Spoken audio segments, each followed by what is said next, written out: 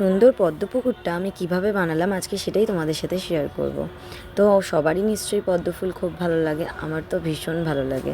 আসলে পদ্ম ফুল দেখলেই মনে হয় যেন সব কিছু কত সুন্দর, তাই না? তো আজকে এই পদ্ম ফুলটাকে আমি ক্লে দিয়ে বানাবো। তো এই জন্য আমি নিয়েছিলাম সুপার ক্লে।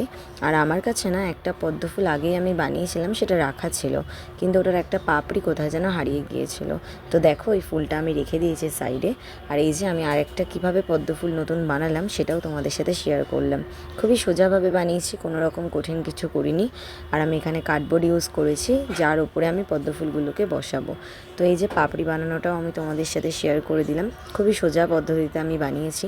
তো পাপড়ি বানানোর পরে আমি বানিয়ে নিয়েছিলাম ছোট্ট ছোট্ট পাতা, আর তার মধ্যে আমি একটু সবুজ কালারের ডিপ রঙটা দিয়ে দিয়েছিলাম, যাতে ওটা আরও বেশি ভালো দেখতে সুন্দর লাগে।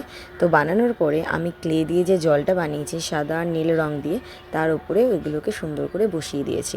বাট বসানোর পরেও না কেমন যেন আমার একটু ফাঁকা ফাঁকা লাগছিল, তাই জন্য ভাবলাম একটা যদি ওখানে নৌকো দিয়ে দেওয়া যায় সুন্দর লাগবে।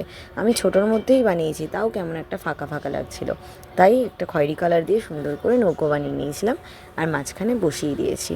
তো কেমন লাগলো আমার এই ছোট্ট পদ্ম পুকুরটা, তোমরা কিন্তু অবশ্যই আমাকে জানিও। আর এই বানানোর কাজটার মধ্যেই আমার দেখা হয় এই কাকটার সঙ্গে, যে ওখানে বসে অনেকক্ষণ ধরে মনে হয় যেন আমাকে বলছে আমাকেও ক্যামেরাতে নাও।